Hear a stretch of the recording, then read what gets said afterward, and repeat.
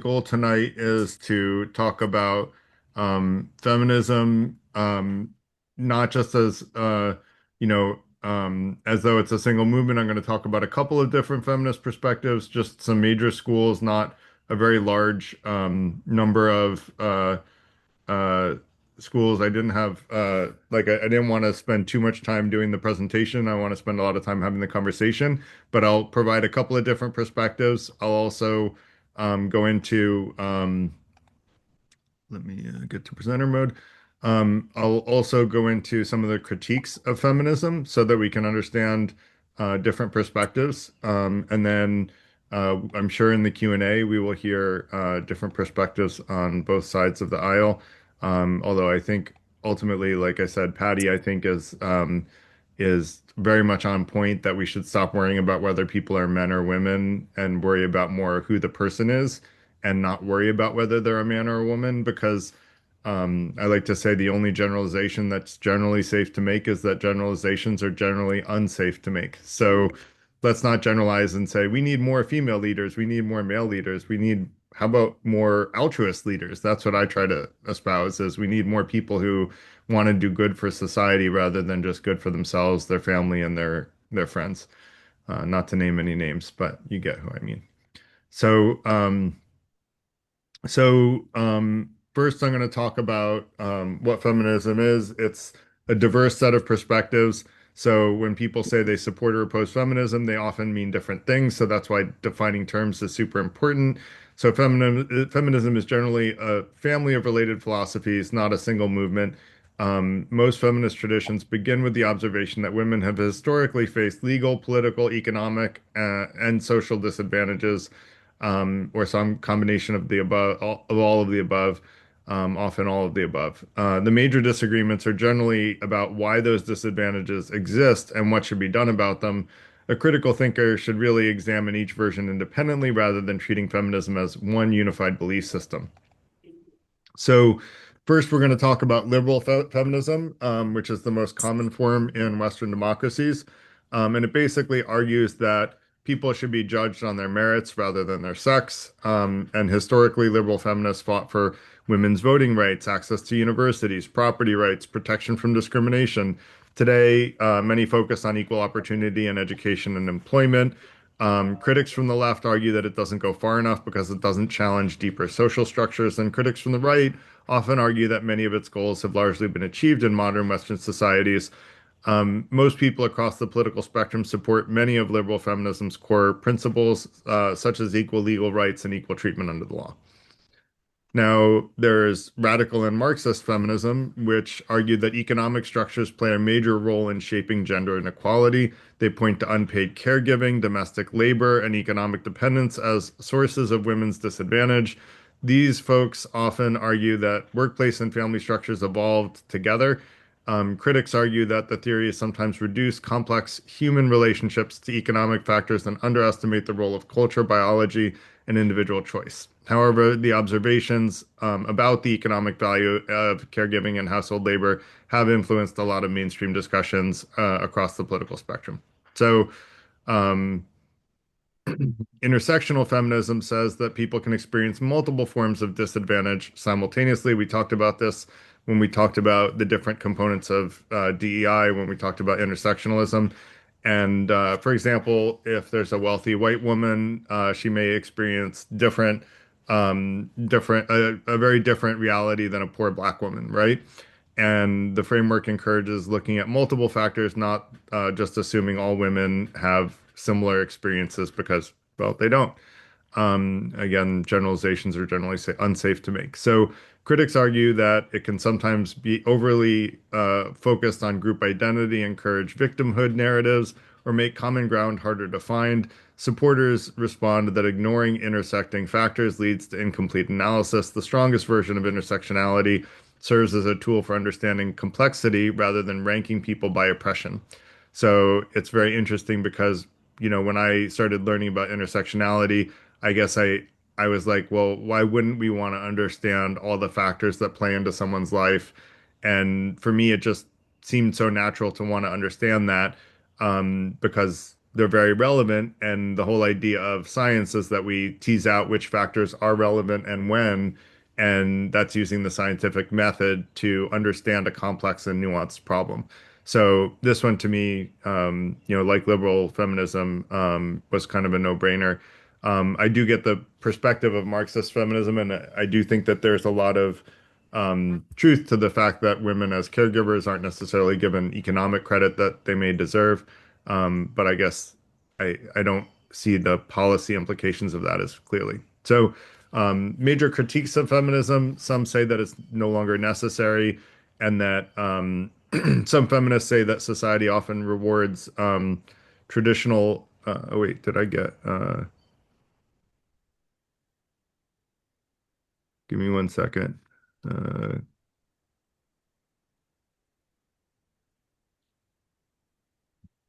Shoot, I got my notes mixed up on my page. Give me one second. All right. So,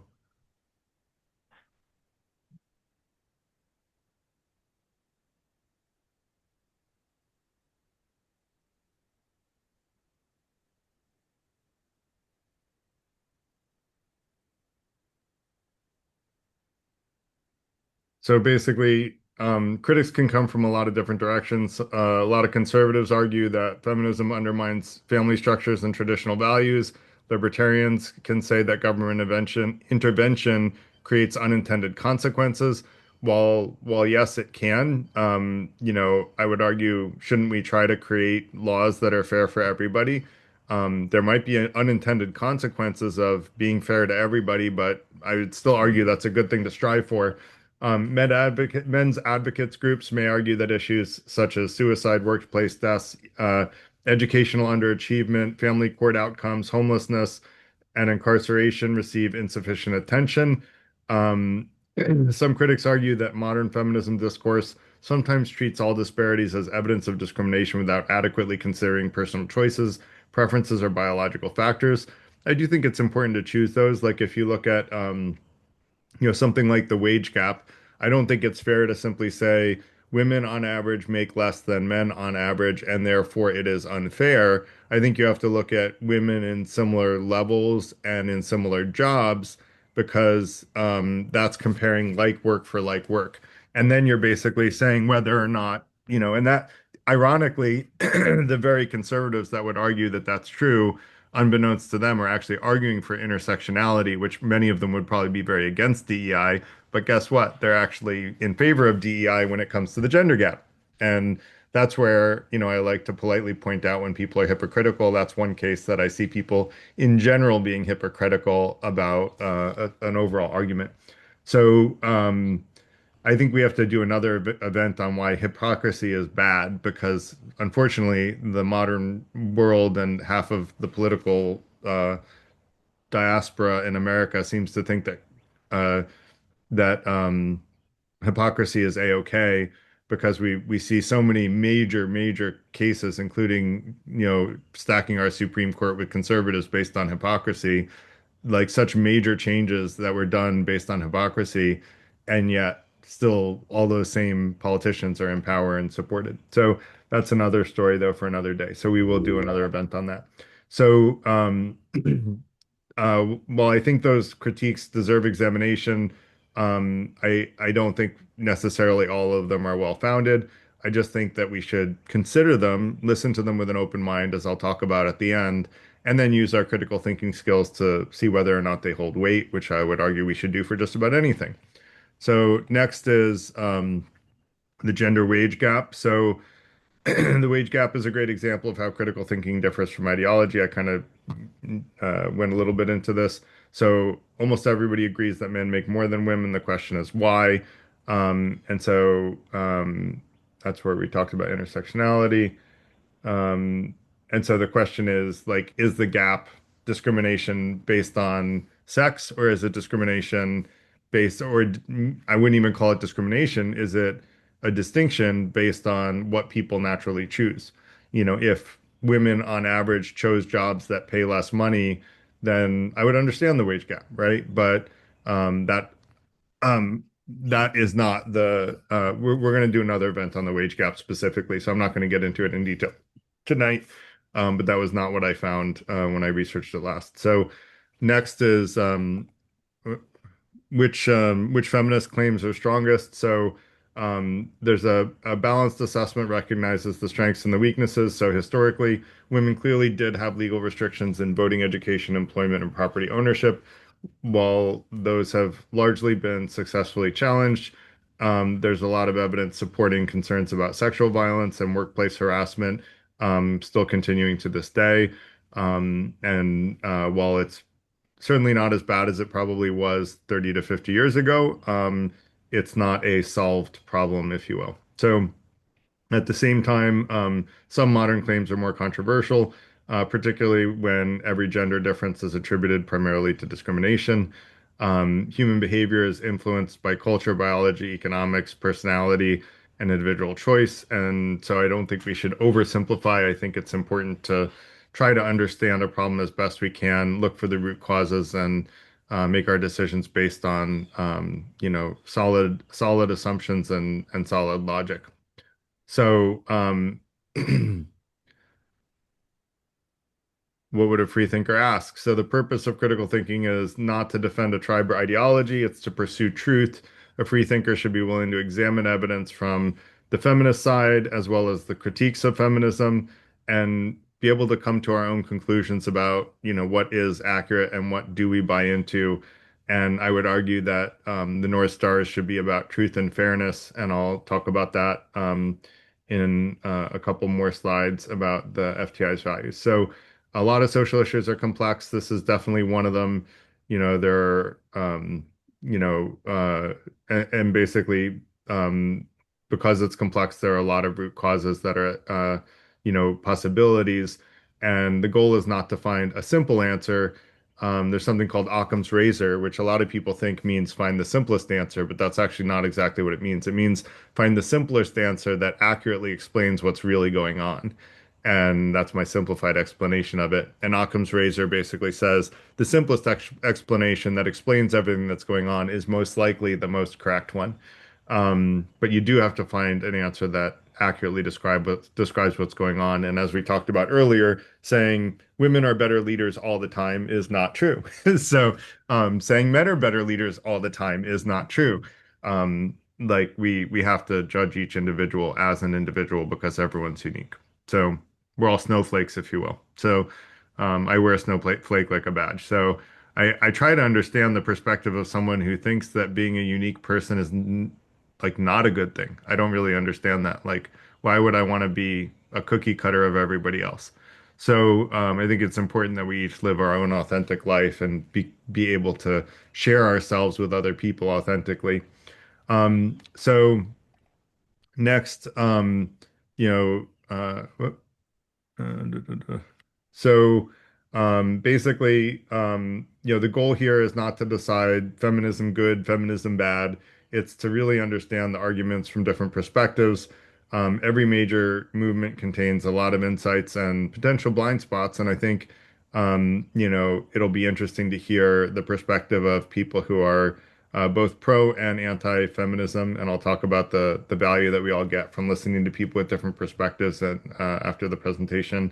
So critical thinkers should try steel manning opposing viewpoints. We can also poke holes in opposing viewpoints. Both of those are valuable exercises. We want to examine the evidence honestly and remain willing to update our beliefs. I like to say if you admit you're wrong with good judgment, you're immediately right again. You're more right than you were before. The only time that you're ever really wrong is when everyone around you realizes you're wrong and you simply refuse to admit it. And so the healthiest approach is neither automatic acceptance nor automatic rejection. It's a commitment to pursuing truth wherever the evidence leads. So I hope we will all be able to have that tonight. And with that said, I want to pull up the the idea of so so basically in the FTI, we have what we call the six intentions, which are our common values. And I'm curious if we can use these common values in our conversation tonight, where we have disagreements with each other, because so far I've heard, most pretty much everybody that I share these with, not 100%, but I would say 95+% agree with these. If anyone disagrees with them, I would love to hear why. But generally, that our North Stars should be like our goals should be to be polite, be the best version of ourselves, to seek truth, and to be fair.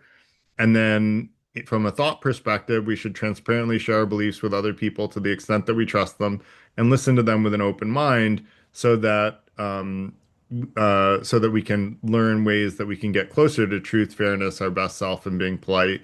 And then we want to hone our critical thinking skills so we can better discern between fact from fiction and wisdom from folly. And I'll talk about what I mean by wisdom in a second. Doing that helps improve our current beliefs so that they become more aligned with these four North Stars.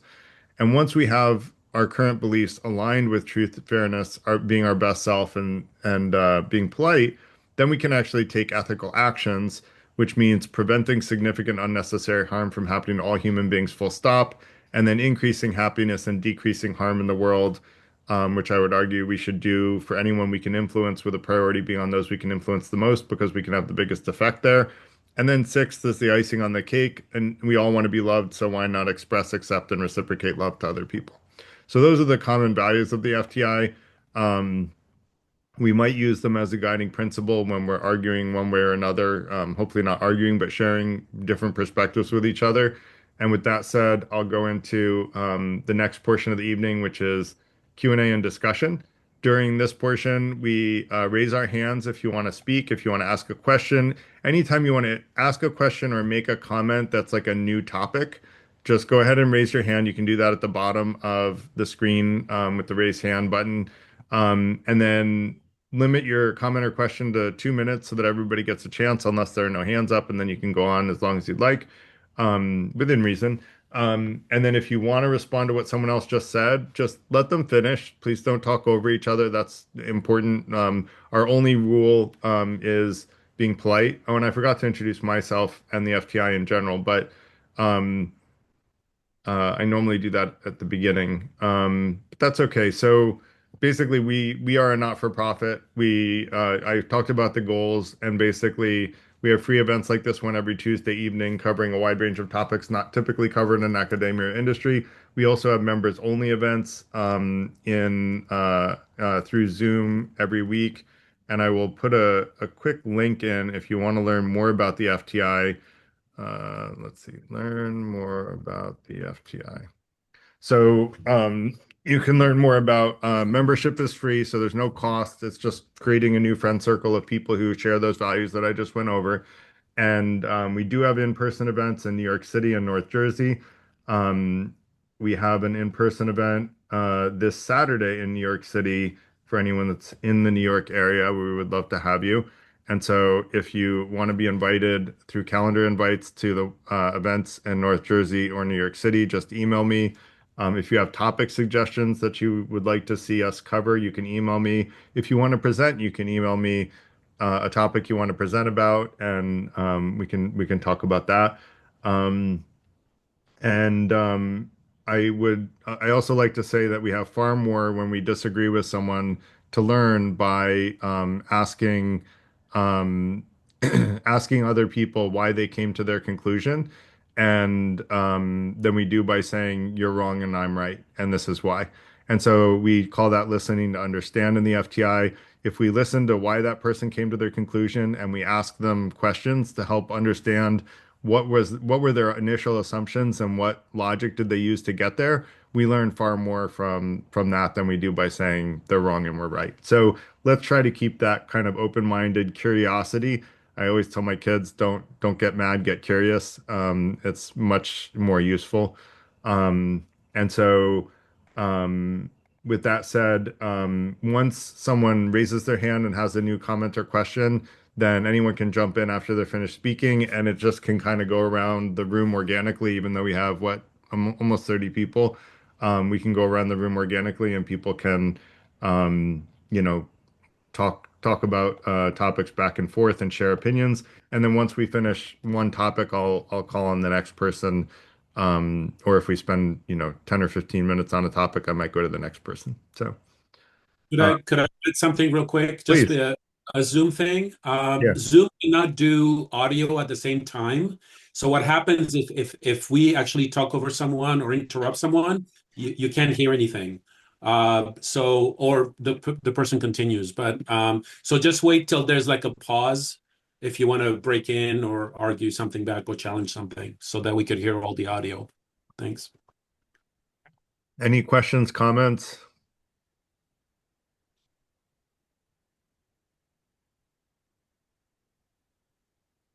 Paul, Carrie, you guys had questions before. Okay, Carl, go ahead, Yeah, no, just a comment about I'm kind of please. wondering, actually a question for everyone. I'm wondering, uh, since it seems like feminism is no longer needed in modern day, I'm wondering if that will ever change, like the feeling that there's still a patriarchy and that there's still discrimination and misogyny.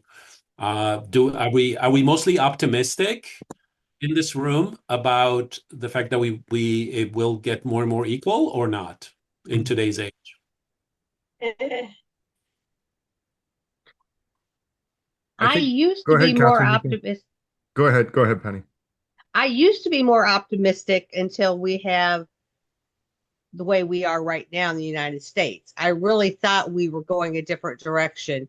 I guess I Yeah, was naive, but so I'm still keeping the hope, but I would like to see, I'm hoping that since we have a lot of younger generation that are binary and different things like that, that maybe we can have that male female is not going to be as big an issue anymore. Just treat people as people.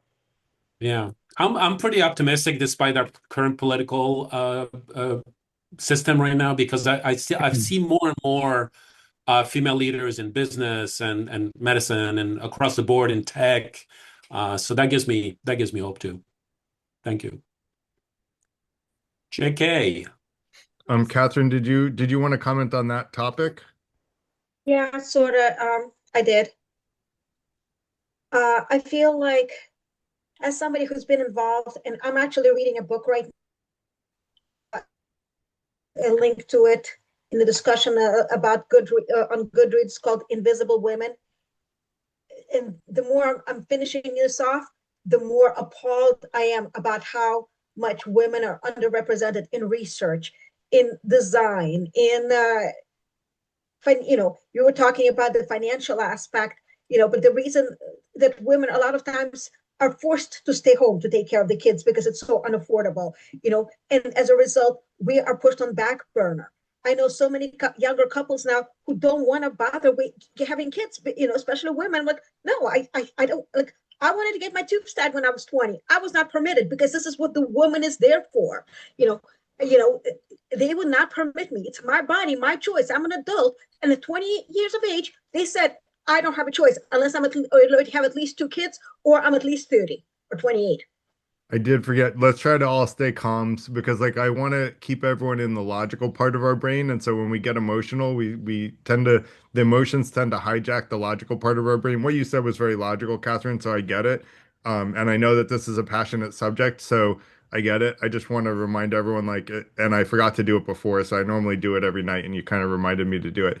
So let's just stay calm so that we can kind of share openly and not have people get emotionally hijacked by other people's high emotions. Does that make sense? Sure. But I agree with everything you were saying, Catherine. I would also say that in the long arc of time, I think we're very much headed in the right direction. If we look at, even 100 years ago, women had barely gotten the right to vote 100 years ago. Girls, so, we're moving in the right direction overall. I think that, Trump is a blip, and I hope that things will go back to a direction of progress. I find it interesting that people are often against progressives. I'm like, what's wrong with progress? Like, shouldn't we be progressing as society? Um, but the whole conservatism, if we had stuck with conservatism, we'd still have slavery, we'd still have, women with no right to vote and segregated schools, if anything. But anyway, so I think we're headed in the right direction. I think this is a temporary setback, and we'll continue in the right direction. Anyone else on that topic? Otherwise, I'll go to JK. JK. You mean the topic I've of got a the comment topic on of that. whether or not we're moving in the right direction in terms of feminism. I dropped my hand. I'll It's I'll okay, comment on Paul. the I know topic you were before Carrie or after Carrie? before Carrie. Okay. So on that topic, it's my contention that there is no win state, and feminists will never describe a win state when men and women will be equal. And my best example is the fact that women are now 60% of college admissions and graduates, and the number of female scholarships in some states, I'm reading this directly off the source, is 40 to 1. Every single campus has a female empowerment department called Gender Studies. It's actually the old Women's Studies, but it's been renamed to try to be more acceptable. Virtually all of the clubs are for women. There's almost no gendered clubs for men. The only one I could find, I did this in Boston University when I did the study. The only one I could find was there was a sports club that was for men only, but all of the other clubs were for the advancement of women. And this That's is a that's case a new where this, topic, Paul. That's not moving whether or well, not no, no, no. we're The topic is the win state when they think that we will no longer need feminism. And what I'm explaining is even in a clearly defined area where we passed the midpoint long, long ago, we're still smashing the gas pedal to advance women even more. Okay, so I just wanted to make a quick comment on Catherine's comment regarding medical procedures that affect fertility. One of the reasons that this is a big deal is because of the potential lawsuits when somebody changes their mind or there's something that drastically affects them in a way that they didn't anticipate.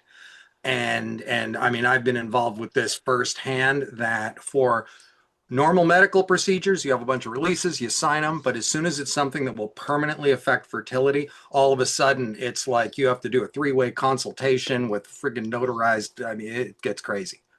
So that's more of a litigation mitigation thing, or that's certainly a component of it. And I find that outrageous.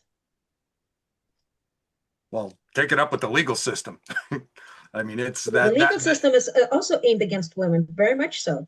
I think that's actually trying to be pro, even if you don't like it at the time, right? Because if you're suing, that means you're unhappy, right? Well, I was tempted to sue for them not letting me to do that. Well, you can do that too. I'm just saying that a bunch of attorneys and accountants got together and figured out this was the most advantageous way to go. And that's who runs this stuff. It's the actuaries, ultimately. Anyway. Well, it's the legal system that decides what the penalties are, right? The actuaries follow the decisions of the legal system.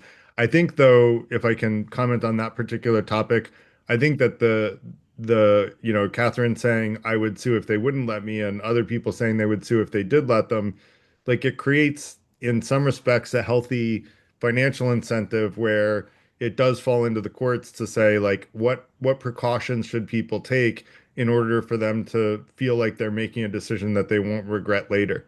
And so I'm not saying what's right and wrong in this situation. I just think that it's a hard question, right? And I can see both sides of it. But that said, I want to let JK go Just now. Go real ahead. quick, the Yeah. highest malpractice rates are for OBGYN.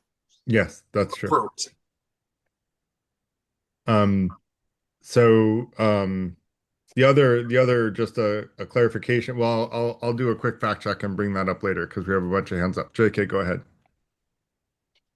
I just wanted to say, and even in the comments, people are talking about where women or men are advantages or have had advantages.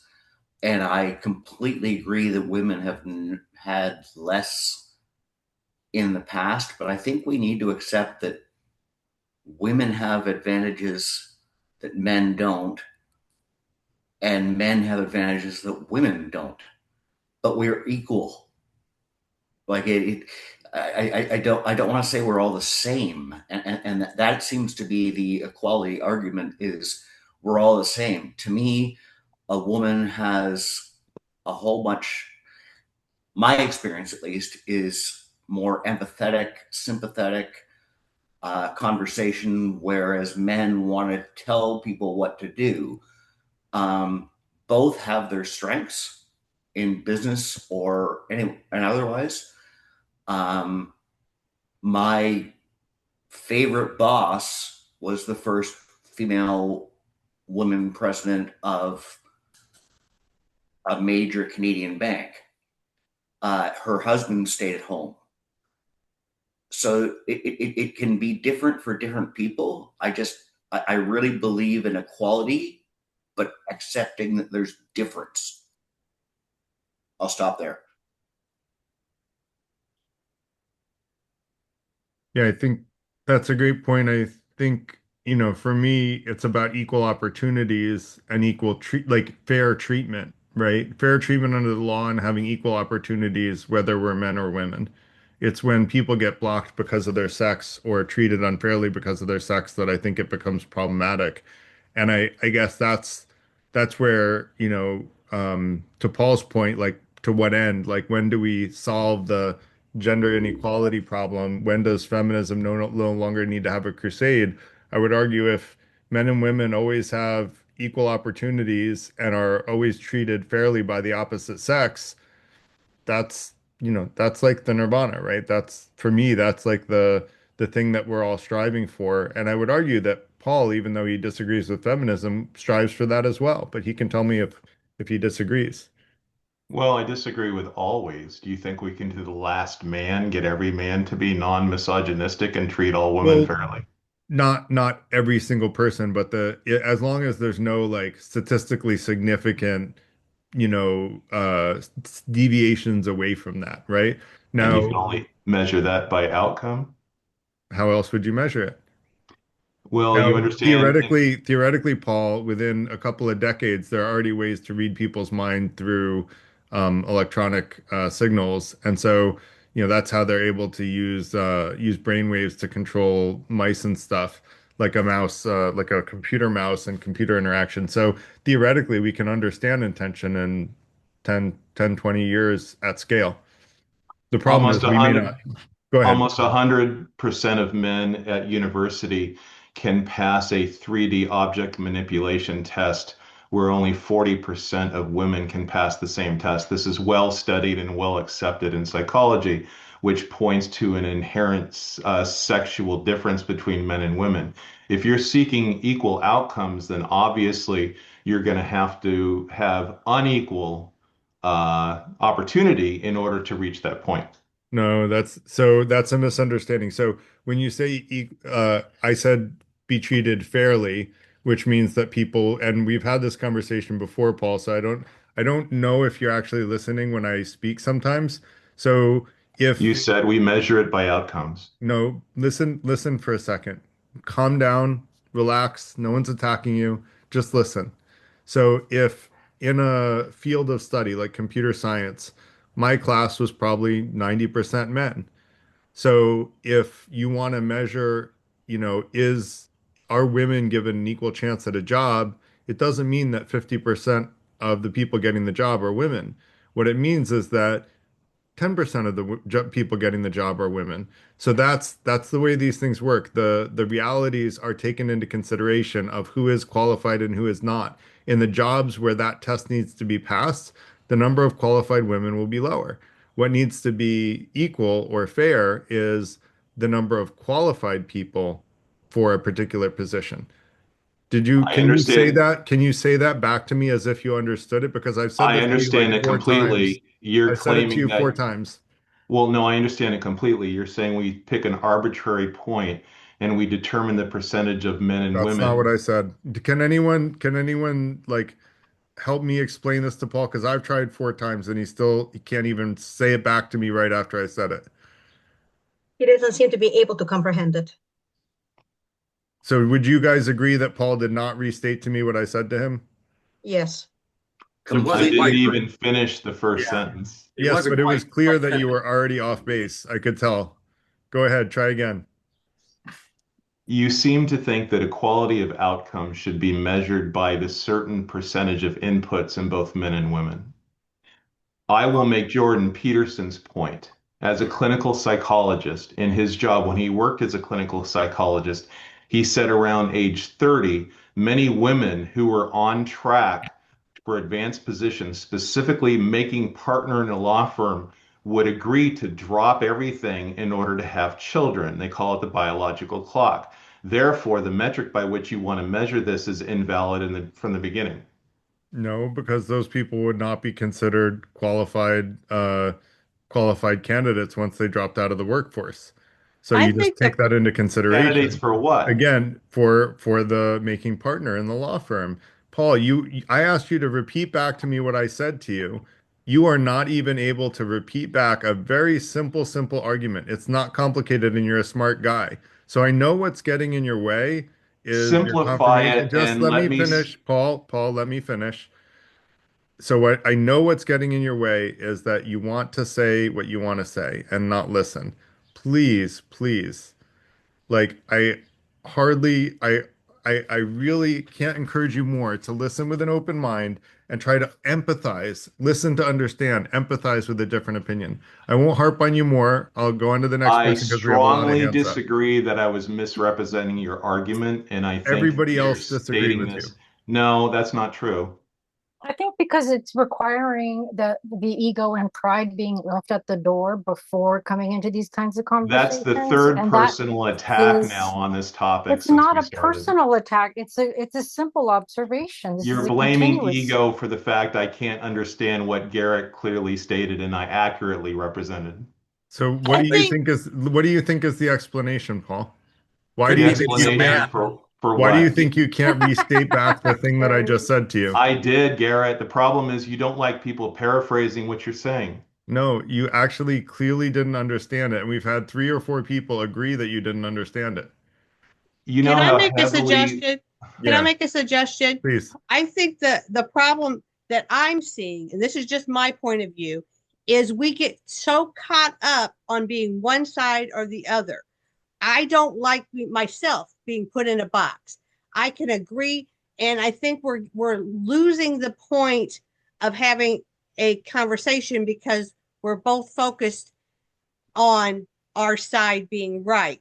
Where instead, let's go with curiosity and compassion and let's look outside the box.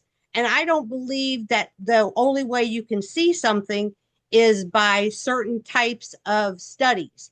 We don't know what the new studies, when they had the old IQ tests, they said, this is how you show if somebody's smart or not.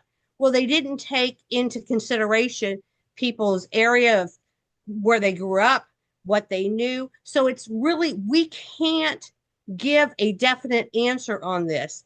And we have so many people now in the world that aren't male or female. We're on the slope here. We're in it, we're not in boxes. So we have to get out of the boxes and so we can look at the new and more critical thinking of the new way of thinking that's totally different than what it was before. I think I'm being misrepresented, and what would help is if Garrett's argument was typed in the chat, and then I would have it right in front of me. I will type it out for you, but there are a lot of hands up, so I'm going to go to Luann next. Okay, first of all, I want to say that Bertolt Brecht at one point said in German clearly something to the effect that when what we are doing doesn't mean anything, then we will have won. And I think that this can be said to be true about feminism. If feminism no longer means anything, if we are no longer having this conversation or arguing against it, at that point, feminism will not be necessary. I also want to point out that as much as we all like to think we have made great progress, we live and I think Trump is essentially irrelevant, but there has been really a relatively firmly set in conspiracy that is trying to install things like only families will vote as a family unit and the man will control the vote. Now, at this point, this is a relatively unusual kind of idea, but the fact that people are putting this out, in the public discourse is kind of a disturbing thing. The other thing is that really, at the risk of sounding like one of those Marxists and all, a lot of this has to do with what happens to women. Both men and women want children. Both men and women think about having children when they get a certain amount of, economic comfort at a certain point, say around 30. But at that point, when they have children, the woman is expected to do most of the unpaid labor. And this is one of the things that pulls them out of the workforce. The men are not expected to and will not do the same amount of labor throughout their life, even the ones who do a relative lot of it. And for a lot of professions, like in scientific research, this is really a crippling kind of thing. The other point that I wanted to make is I happen to be very, very, very, very good at spatial relations. And even though I am a mere woman, and part of the point is that equality is that people should be chosen on their individual merits for a job or an activity and not on their, sort of statistical merits. Okay, so there's a bunch of ideas. Thank you, Luann. Jenna actually wanted to chime in on a response. Go ahead, Jenna. Thanks, Carl. Yes, I think I just wanted to make a response to the what Sim Paul and Garrett is disagreeing about. It seems to me that Garrett is making distinction between equal opportunity and equal outcomes, and he's rejecting the quotas as measure of fairness and focusing on access and treatment.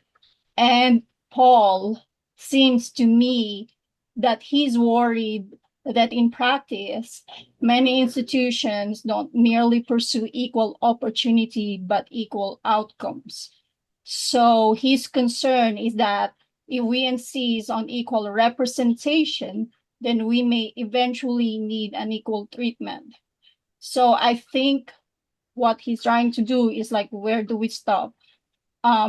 They were arguing in different points, and I think both of those points are valid. Hence, it seems like they are kind of like talking past each other, but their priorities are just different. Thanks. That's close, Jenna, but I was actually addressing the concern that Paul had by saying that if we take into consideration all the facts that make someone a candidate for an opportunity, then theoretically the only explanation for unequal outcomes that are statistically significant in large numbers are, which is the only place that these things actually matter. They don't matter in small companies where there's not a statistically significant number of people. Then the only thing that can actually cause an unequal outcome is some sort of unequal treatment. And I did, does that make sense, Jenna? Because I think you paraphrased his concern very well. I have the same concern as Paul, quite frankly, if you paraphrased him correctly, although I'll be curious to know if he agrees that you paraphrased him correctly. I think there needs to be an end too. And I think there needs to be an end to, race-based affirmative action. The Supreme Court ended that. I think it should be socioeconomic affirmative action. And I always worried about affirmative action because it seemed like it was basically using racism to end racism. And so I think Paul's concern is, and my goal was to see if Paul could actually understand my perspective, not to show that I understood his, because I think I do, and I agree with it actually. I agree with the worry that it could go too far and that there, may be an ambiguous definition and no end to it. I have that concern as well. So Sexism is not the only explanation. What about personal choice? that would be considered under my definition. So yeah. How Because do you if measure you personal personally choice? if you personally choose not to apply for, jobs, then you're not in the job market for that job. So you would have to look at the number of people applying to jobs. And so if you look at the number of engineers applying to jobs and let's say 10% of women are engineers, but half of them drop out of the workforce to become home care, work like be homemakers, then that half is no longer considered as part of the job workforce. So now you don't expect 10% to be women. And where are we now? I'm just curious if you understand what I said, Paul. I absolutely understand what you say, and you're going to quantify choice somehow, but I can throw a million monkey wrenches into it. For example, Cornell wanted an equal number of male and female applicants to their engineering department. So that's what they got. They rejected a large number of male applications and they accepted a large number of female applications. They did not carry this to the psychology department. In other words, women vastly outnumbered the men in the psychology department, and they made no correction for that. However, it can also be presumed that the 50%, since they were raising the minimums in order to get them in, would not be as qualified and would drop out later once they started working or may not have been as interested as the men were. So how does that calculate? How does that work in your calculation? So, when you're talking about a school like Cornell, there are so many more qualified people to get into Cornell than are accepted. Like so many more. Like like I will bet that if you follow those people and you find a study that follows those women that were accepted in engineering, that they do very, very well. Cornell does a great job at engineering, and I highly doubt that those women are going to drop out. What it'll do is it'll create more opportunities for women in the field of engineering, which, you can say is a bad thing, Paul, but I think it's great to give women a good chance at being able to be engineers if they want to, because it's a field that, like I said, when I was in computer science, we were 90% men. And you know what? That creates an unhealthy work culture in the workforce because you get these bro cultures. I forget what it's, programmer cultures is what they called it, where it's like guys would mistreat women because there were so few women that they would get harassed all the time in the workforce. And so that type of move, while, you're criticizing Cornell for keeping psychologists as women, I have not heard those types of complaints from men of getting sexually harassed in the workforce in the field of psychology. So this is where I'm going to agree with you, Paul. Men and women are different. And so, maybe a different approach sometimes makes sense if you want to be fair. If you believe in the bell curve and you take a expected 10 to 20% class of female engineers and you raise it to 50% and you reject the corresponding number of males, it's not possible that you're going to get the same quality. You may get high quality in the women and much higher quality in the men, but you're definitely not going to get the same graduating class. Well, show me the study that says that the women are failing out of Cornell engineering. Didn't say that. I mean, you said you're not going to get the same quality, so I guess you said you made the claim originally, and we can go back to the recording. You said that people are going to drop out and that they're like going to fail out of school. So show So me the my study that first says that's true. premise, my first necessary premise is that Cornell will be accepting women with lower grades than men with higher grades. I take that as a fact. Therefore, That's not necessarily a fact. Grades are not Yeah, the only I factor. would agree with this is something that I've studied.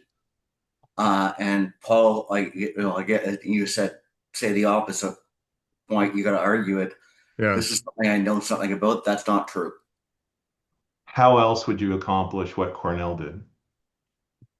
I'm not specific to Cornell, but I am looking at universities, and certainly there has been some bias towards racial and gender equality, but I don't think that's because you're accepting someone that's less qualified. I think it's because historically what we call as qualified is male attributes. Um, and so I do think there is some correction needed. So And what is the again, metric Paul, by which you're measuring male attributes? uh, again, Paul, if you're interested in discussing offline, I would be, but I completely disagree with you. I know, I'm just asking if you're not, I know it's great. I already know it's grades. I did this Cornell study.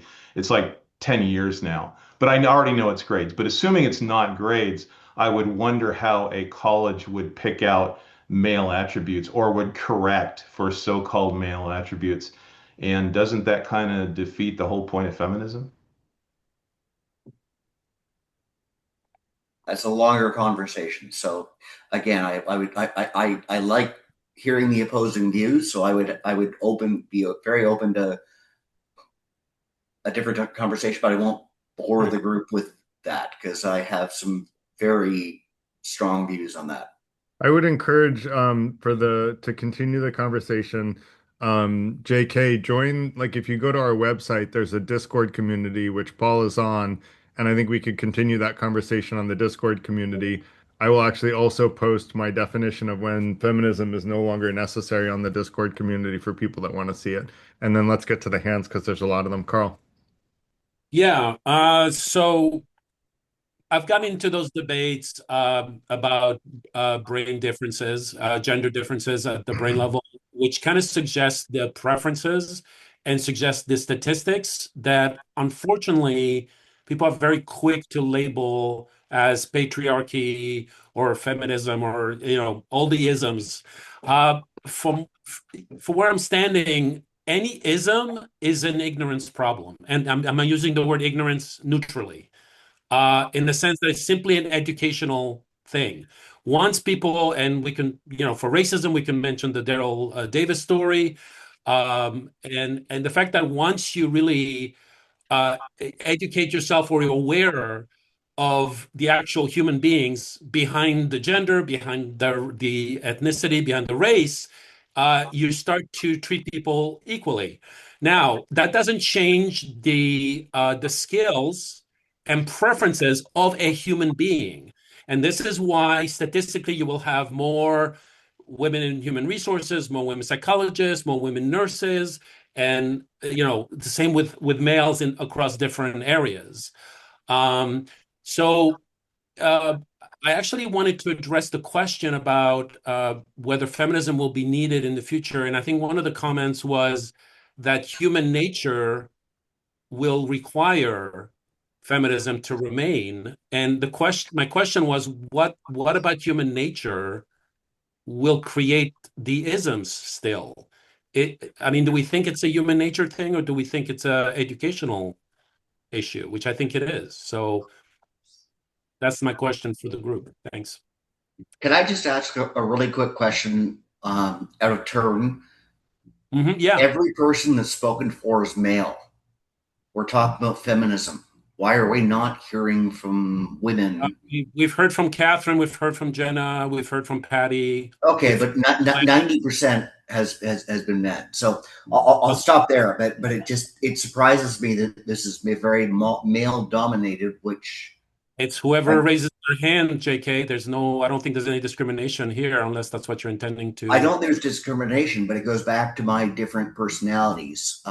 Men are much more willing to mansplain, where women are a bit more empathetic or hesitant. So I'd love to hear from more of the women about this. I'll agree with you, but I don't think you're generalizing here. Well, I have to disagree with you, JK, because I've spoken about 4 times and everything. I like I said, I think it comes back to we can't put people in so many boxes. That's what irritates me the most is I have to be this way or that way. I have to be on this side or that side. That's our whole problem with our whole democratic or our whole system in the United States here is you're put in a box, Republican or you're Democrat. Quit being in the boxes, and the tests that we are taking to judge these things are outdated. We're advancing so fast. Our schools are outdated. I mean, we have a school system here that's set up for the industry to make people not think. That's why I love these groups that we're having, because we got to start thinking again and outside the boxes. But we have been taught from birth up that we have to go on this side or that side to be accepted in our communities. And that's why it's so hard to look at a different side. And ironically, we are in little boxes right now. So Hey, Carl, I want to respond to you because that's kind of like why I had my hand up. So I think I can do two birds, yeah, one stone, which sure. is like I wanted to respond to the idea of like what's the end of feminism necessarily, like an end point, like when do we outgrow it or when do we not need it? And I think that's a fair question. However, to me, I've that's almost like saying like, at what point do we need to stop having like family meetings to make sure everyone is on the same page? Like, I don't think there necessarily is an end goal. I understand the necessarily need for it, but it's like, at what point do we stop worrying about how Discrimination. we affect each other? Like, because we Yeah. all relate with each other. So that's kind of like my Yeah, question. it's kind of what Patty just said. I think the day that we only use one label, which is human, as opposed to male, female, black, white, whatever, when we stop using those labels is when everything, all the isms will end, I Yeah, but think. I think that's almost like thinking about when we have utopia, people will throw that out as like, yeah, it's always a more perfect union that we strive for. We don't necessarily always expect to hit the You don't bullseye. think It's utopia always is a possible? progression. You don't think utopia is possible, Derek? Absolutely not. I totally agree with Derek. Yeah, 100%. we always have to renew and check Fair and enough. make sure that we're on the course. Like in any type of navigation that we do, we have to make sure that we stay on course and not have the hubris that think that, oh, okay, we're good for this, because we backslide all the time in our Yeah, personal lives as well as society. So I just think yeah. it's just checking in. And yes, we need to check for abuses of it as well. And I think it'll go back and forth. And I just think that's a part of being mature and an adult, which is checking in, making sure that, we Absolutely. don't make mistakes or that we correct them when Communication, we do. trust. Yeah, I agree with your family label on that. Yeah, it's all about communication and checking in on each other We and did an listening. event on Utopia a while back, I think. Actually, I don't remember if we did it, but I'll have to check. If it's not a recording, I'll do one.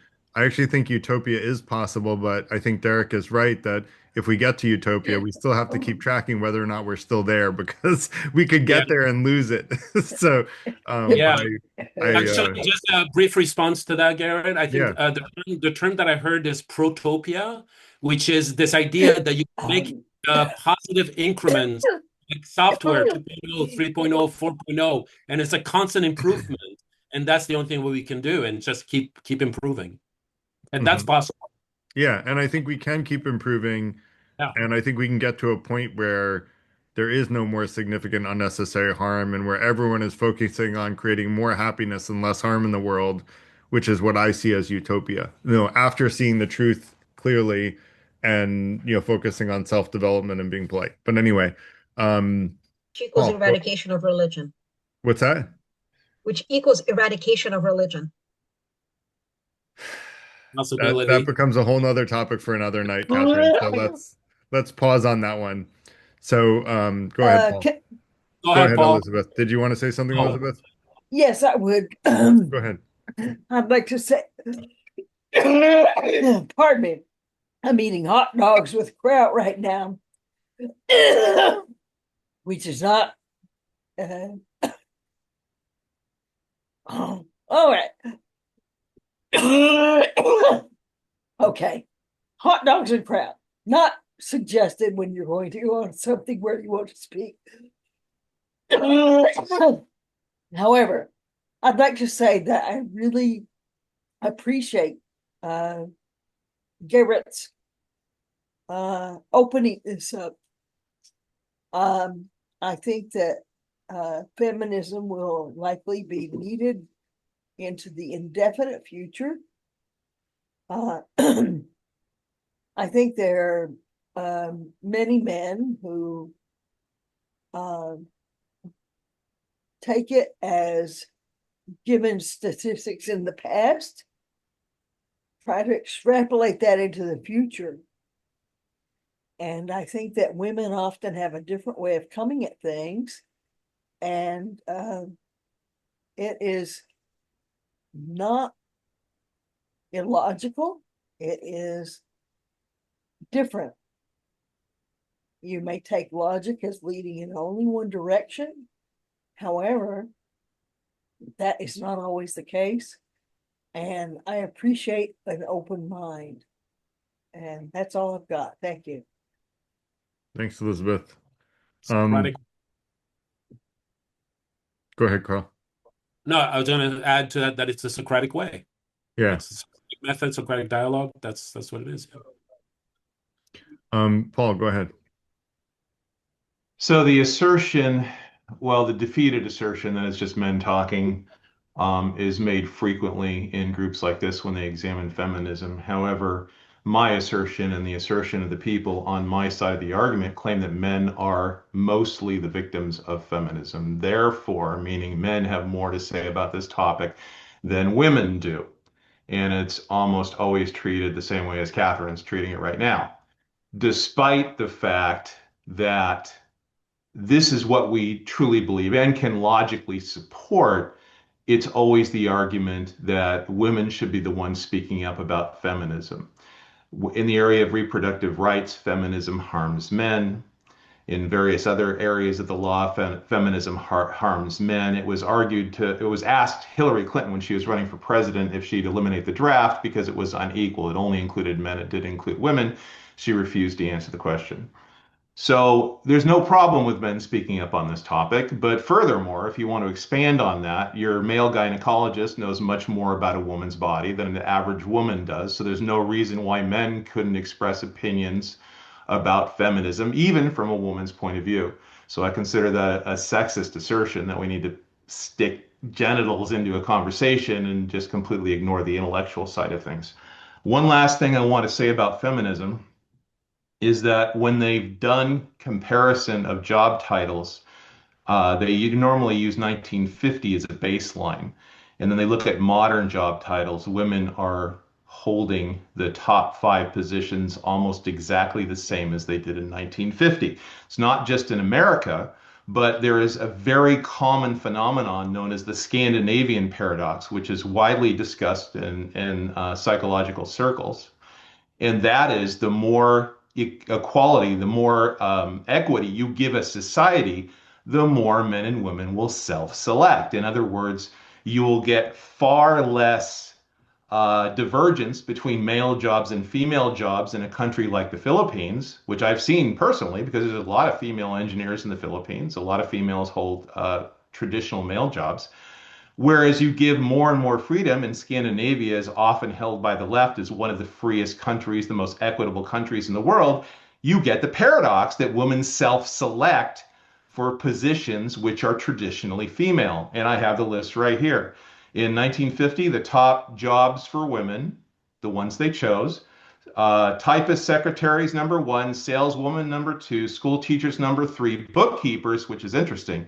77% of all bookkeepers in 1950 were women, and apparel factory operatives. 2026, or as close, 2025, excuse me. Number 1, registered nurses. Number 2, elementary middle school teachers. Number 3, home health personal care aides. Number 4, secretaries. Number 5, retail sales. So despite the fact we have 75 years of progress, women are self-selecting for exactly the same jobs that they held in the 1950s. I understand that feminists have grievances which they think is discrimination in the modern society, but you cannot argue that things are the same or worse now than they were in 1950 based on the metrics by which feminism measures progress. This list, both the Scandinavian paradox and this list of job titles, indicates there's far more built-in biological choice happening than any, I think, feminism will ever admit. Thank you. Paul, may I speak? Yeah, Speak to that. absolutely. All right, thank you. I would like to say you're trying to go back 50 years and say people self-select. 70. I would say that most men are looking for things that are going to give them the most fiduciary rewarding. They want to make money. One of the reasons they want to make money is to take care of a family. And women tend to want to take care of people. And I don't care if you say bookkeeper, to me, eventually people will come out to be pretty much the same. There will be women engineers, there will be men engineers, there will be female scientists, there will be male scientists. I think you are quoting a bunch of stuff that does not really reflect the true human condition, which is given your choice as a man or a woman, you take off the constraints of I have to be the breadwinner, I have to be the nurturer. If you say, what is your dream? What would you like to do? That is the ideal. And I think that what you just said may sound like it makes sense, and in some sense it does. I don't think it's the truth, though. That's it. Thank you. It Yeah. may, Can may or I, may can not. I go ahead and Hold comment? on, let I'm me sorry, because this respond. has been really eating up Can I at me. respond? I want to respond to her. If Go you ahead, give, Yeah, Paul. if you give a yeah, male me too. monkey a truck and a doll, the male monkey is going to play with a truck. If you give a female monkey a truck and a doll, the female monkey is going to play with a doll. This has been proven in Hell bio. no, I despised dolls since I was 3 years old. That It was the doesn't, sleeping pill. you're My not point is, speaking to the you are same. so contradictory. You such a damn Catherine, assumption. please, Catherine, please calm I'm going down. to log off because this is Catherine, I beyond the pale. understand. I understand why you're frustrated. One of I one mean, of the somebody things, has Catherine, no that set of I've respect learned. for women. So I hear you. I hear you. Catherine, part of what we want to do is stay calm so that we can explain the hypocrisy and what okay, but Paul's I've been saying. waiting for an eternity right now, and I haven't been able to say a word. Well, you're welcome to dive in. I just want you to stay calm because Paul, people don't listen to a person that's emotional, and I want your point to be heard because I'm most likely going to agree with you based on everything I've heard you say tonight. So I want to make sure you're heard and understood, not trying to reprimand you or anything. I just want to I say understand. don't. It's just I've been the reason I've been quiet is I've been semi looking at another webpage because I've been getting traumatized otherwise I'm and sorry to hear Yeah, that. borderline hysterical. we got to remain calm. That's the most Yeah, important thing. it's Okay, important to Uh, so stay one of the calm. Yeah. yeah, I'd like to so respond very briefly but to. see, I'm getting cut off Let's again because a let's guy let gets to cut let's me let off since I'm a woman. Let's let Catherine finish her Forget it. thought when I'm she's logging done. off. I can't handle this anymore. Let's let Catherine finish. Okay. Well, She just logged off. Okay. I just want to respond very briefly to Elizabeth's point and Paul's point in the sense that personally, I mean, just hearing the argument makes sense to me from my perspective, but it could be equally argued that it was self-selection in the 50s, self-selection in 2026. According to what you made the point about the monkeys, that's been corroborated by actually at Cornell. I did take psychology of gender roles, Well, uh, no. taught by Sandra Bem, and she was the authority on gender roles, and she really wanted to prove that gender was society cultural based, and she did the studies, and it came down to the evolutionary differences, but it could also be argued, Paul, equally, which I think maybe was Elizabeth's point, that in the 50s, the selections, let's say there was patriarchy and discrimination then, and therefore those top 5 jobs were that. And in 2026, there's still patriarchy and discrimination now, and therefore the selections are the same. So I think, I mean, until we go maybe a little deeper as to what the criteria are, I think it could be equally argued, is my point. We But if cannot you together. accept that's true, you would, and since the 1 through 5 are essentially, there's one substitution, I think, but since Yeah. they're essentially the exact same top choice for careers for women, you would Yeah. have to argue virtually no progress has been made, and sexism still accounts for the majority of choices that women make, which is directly contradicted by the Scandinavian paradox, where the most True. equal workers Yeah. are in third world countries, and the least equal job assignments are in Scandinavia, where we generally accept is the most free society, the most equitable society. by the way, just Last a quick. point to Garrett's point, actually, to your point, Garrett, about the feminism thing, very briefly. Um, when we argue, when we debate these topic, we always use the example, oh, look how many female CEOs there are in business, look how many female pilots or heads of state, right? And we go, okay, is that an outlier? Kind of, I think the answer to this is that you will have, like, the people who get the jobs got the jobs because a person agreed, saw beyond the gender, and looked at the qualifications and skills of the person, male or female, and gave that person a chance. And that's the answer. So really, it's really about the difference between the human beings who are in position of power, who can give jobs to men and women, who are either evolved and look at the skills, or are not evolved and Try are to misogynist, patriarchate. finish your And then, thought, Carl. yeah. That was it. That was it. Thank Hey, Okay. you. Garrett, Yeah, can I have go 10 ahead. seconds? 10 10 seconds, seconds, please? please. There's a lot of hands up, so I want to Dude, move a just little 10, quicker. 10 seconds. Hey, Paul, I don't think you know me, but I got to tell you something. Sometimes I don't know if I agree with you, but I always look forward to you commenting, man, all the time. Keep it coming, brother. I appreciate that, Dan. Thank you.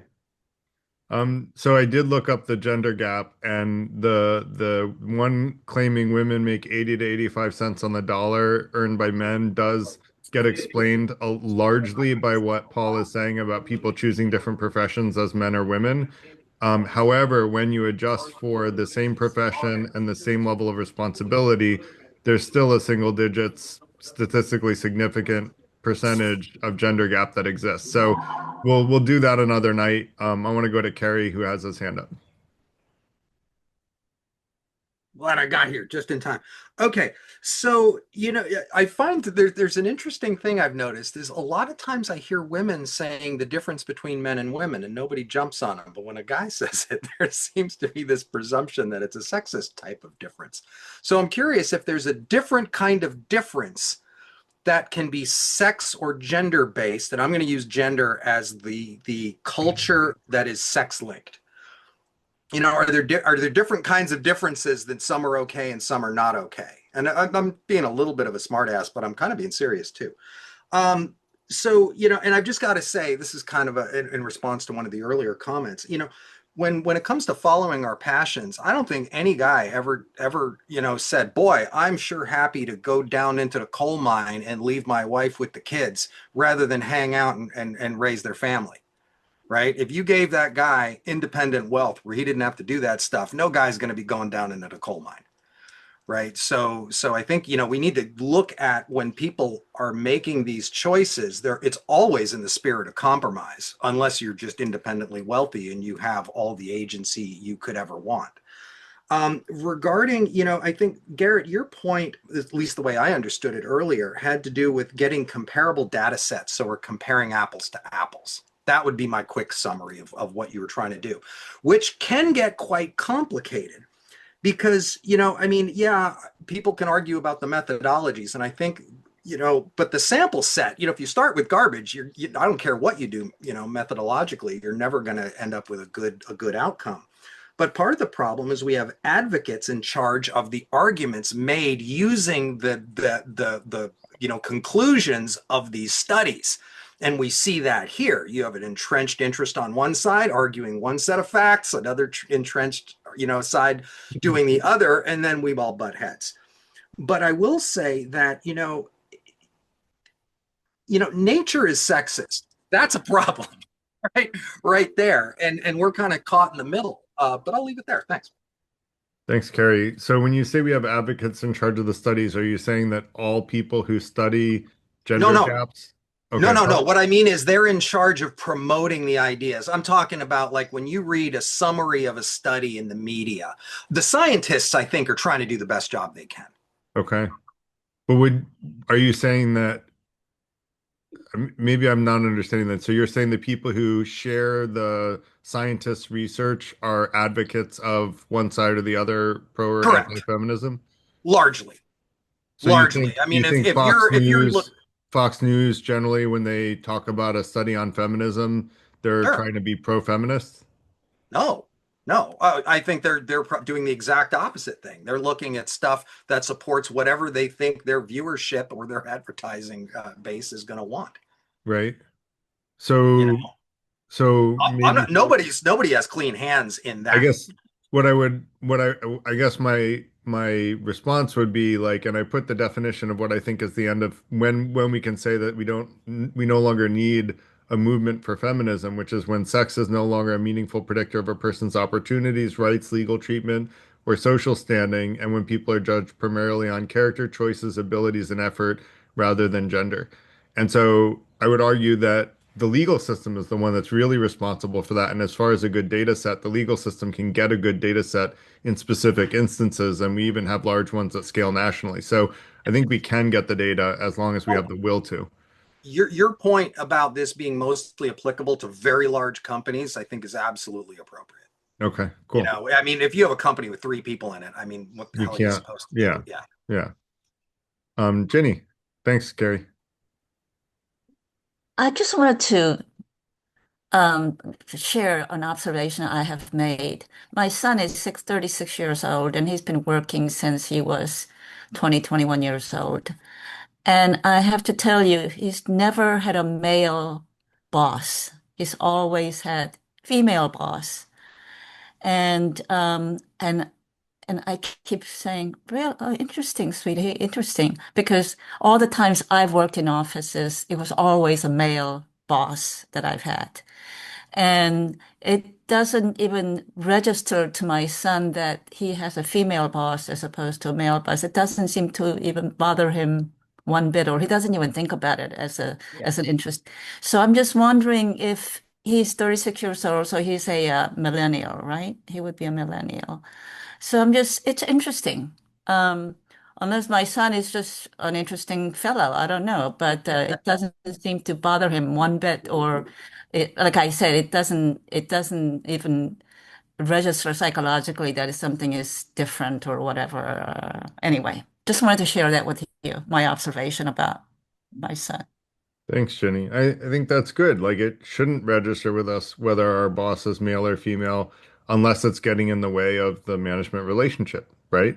If you're, whether you're male or female, if your boss is like making unwanted sexual advances, that's probably not a good thing, right? So, um, clearly that hasn't happened to him, or you probably would have Right, mentioned right, it. right. But I'm just saying, like, I think that's a good thing, but it's also an anecdote. So I try to look at the statistics to look at like how is society being affected. But I mean, I I'm almost felt like when I was working in offices, I'm 70 something years old, so I'm talking about, it's been, and it was like it was always a male boss, and it was a given, it's like, yeah, yeah, I have a male boss, yeah, but yeah, it's interesting. definitely. Thanks, Jenny. Good to see you, Simone. Hello, everybody. This is my first Welcome. time attending this meeting with you all. I'm from Toronto, and I was late, so forgive me if some of the things I'm going to say may have already been addressed. But the first thing I wanted to say is when we talk about feminism, when we talk about any ism, I think Carl said it's about ignorance, but even upstream to that, it's about power. And unless folks understand that any ism is about power, you're going to necessarily come to the wrong conclusions. So, feminism, sexism, singlism, which is discrimination against single people, ableism, all of that stems from white supremacy, all of that stems from colonialism. That's a fact. I'm speaking as somebody who works in diversity, equity, and inclusion, who does that type of consulting. The reason why I start there is because people need to understand that isms, like let's take racism for example, it exists because of power. So when the earlier comment was made about how we're having a discussion on feminism, we've noted, and it sounds like more men are taking up space than the women in the room. I know a lot of people um, rejected that and were like, no, that's not the case. But again, this is an example of power, because what power demands is that those who are in a position of power or who have privilege need to cede their power in order to allow for other folks to exercise their choices. So this was a perfect case study where people are giving their very valid opinions, most of them male identified. Oh, I only have 30 seconds. Okay, I think we go through most of my stuff, but they You have can to raise your see hand power again, and they Simone. One topic at a time. I forgot to mention that. Sorry, go ahead. Okay, and you have to just recognize that.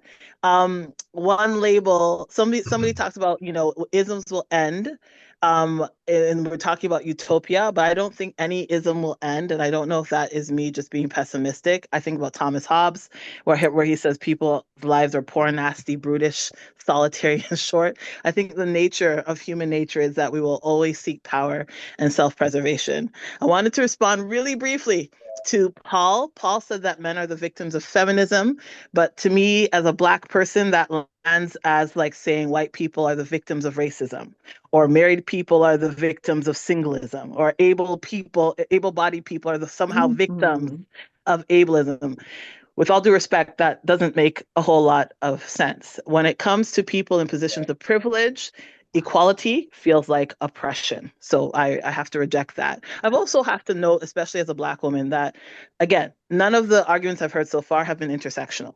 And I've been looking at the faces here, and nobody has talked about the differences between disabled women, Black women. Remember, feminism wasn't made for people like me. And it has been a little bit disappointing that everybody has been talking about feminism, but in essence, been all talking about white feminism. Metrics of success of feminism Try to finish your cannot thoughts, be, Simone. yes, metrics of success of feminism can't be women in positions of power, because everybody's talking about, I have, female bosses, etc. There's female CEOs. That is not the metric of success or KPI of feminism. The metrics of success of feminism is who has power and who has choices and who has quality of life. And that's basically what I wanted to say. Carrie, choices are made in the context of a system of oppression. They're not just about compromise. Okay, that's all I had to say. So thank you, Simone, and nice to hear from you. You may enjoy our. I would love to know whether or not I did justice to DEI in our past event. I presented about DEI because I didn't know you then, and you would probably do a better presentation of it another time. But as far as the people speaking up, being I agree with you in general that people in power need to cede that power to more diverse audiences. But I don't know that that's actually the case tonight. We've let everybody speak that wanted to speak, and anyone that everyone's had the opportunity to speak, everyone has the opportunity to raise their hand, and I haven't done any filtering based on sex, so I think everybody had equal opportunities tonight.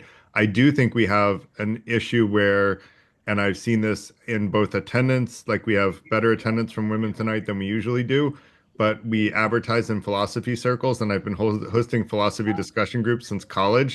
And I will say the people that show up are more often male than female. Not always true, but more often true. So I would love to encourage women to come back and voice your perspectives, because we always value diverse perspectives in the FTI across all different directions. And I don't know if you were here, Simone, but I was talking about intersectionality in terms of my response to Paul about how intersectionality can really explain why equal outcomes, when you consider intersectionality, actually does make sense. Because if everyone has an equal opportunity, then there should be roughly equal outcomes in large, statistically significant examples if you've considered who are all the people that are potential in the case of employment, potential job seekers, if you look at qualifications and et cetera, and interest. So that said, yeah, thank you for your comments. Jenna, go ahead. She mentioned me specifically. Can I Oh, go respond? ahead. Yeah, you can. Yeah, very, very, very short. So you're actually asserting things from critical race, which I know backwards and forwards because I've read Kimberly Crenshaw.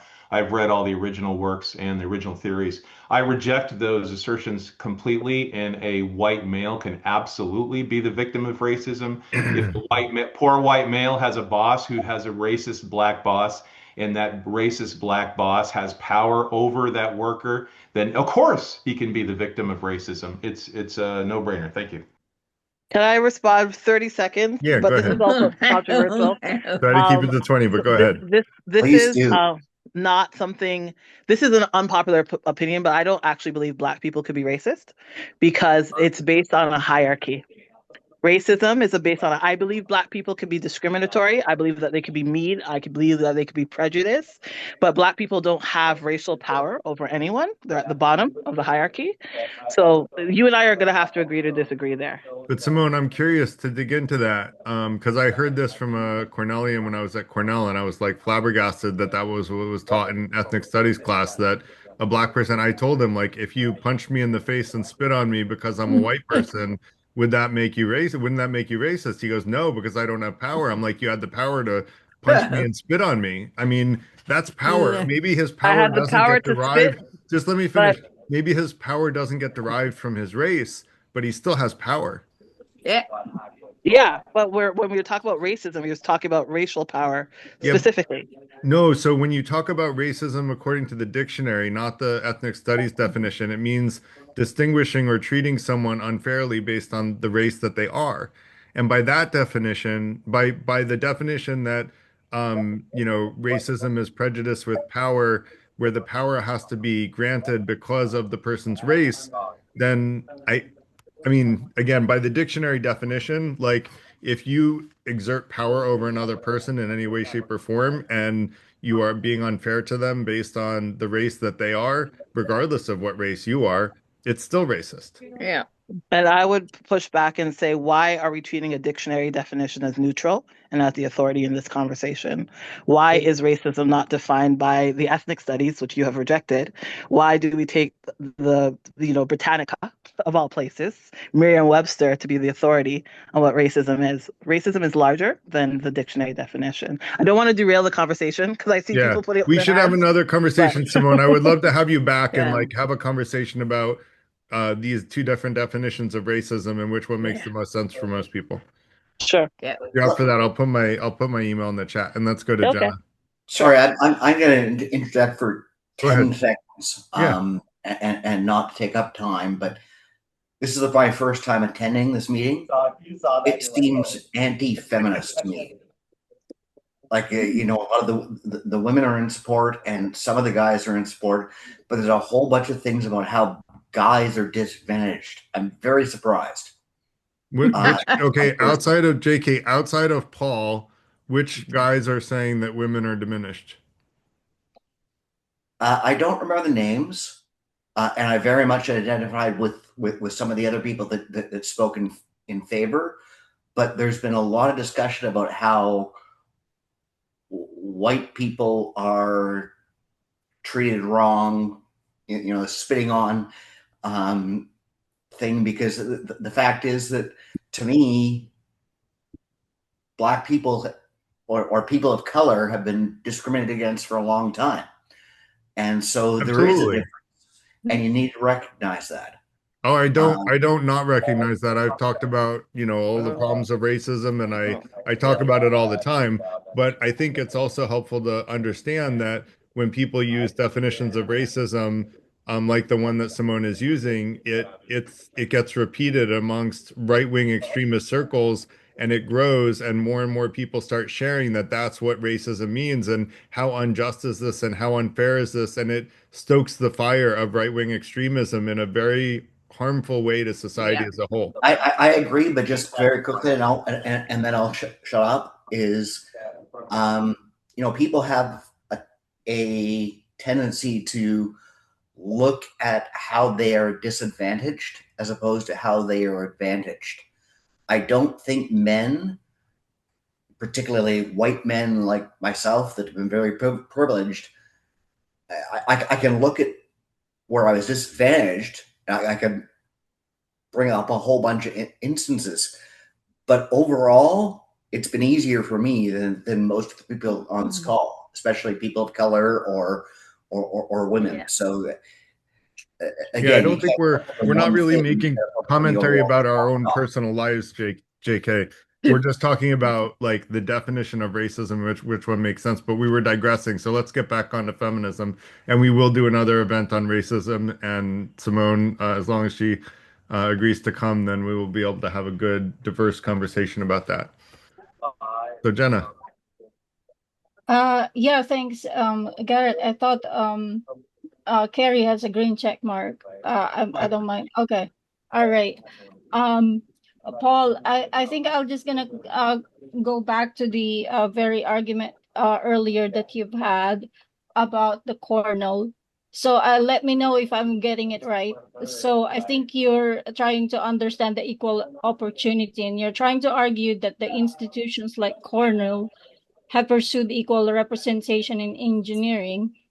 And if women are underrepresented, they increase the female admissions. But if men are underrepresented in psychology, they don't do the same thing. And you were asking if that's asymmetric. Because I think if that's your argument, I think there are like questions that will gonna be coming from that. So like are we applying principles consistently? Are we sacrificing merit for representation? And if men and women differ in interests, why should we expect identical distributions? So I guess like that's what I'm getting from your point. I'm just like trying to understand. And then to Garrett, Garrett. So what I understand on your counter with that, because I'm just like trying to connect where you are both having an overlap. It's like you're trying to say that hang on, you're trying to say about the more a demand for statistical parity and focuses on cultural and institutional exchange, because I think you are trying to expose a feedback loop for greater gender representation. um then there will going to be shifts in workplace and norms in culture. Then there will going to be the lower rates of harassment and inclusion. And then with that, there will going to be an improved retention and advancement of women. And then further increase the representation. So I think with that feedback loop, there will going to be the increasing share of women is not just about the fairness in numbers, but it means that there will going to be the breakdown of existing male-dominated culture, making the institution more inclusive or sustainable over time. And representation does become a tool to change the system rather than just a measure of success.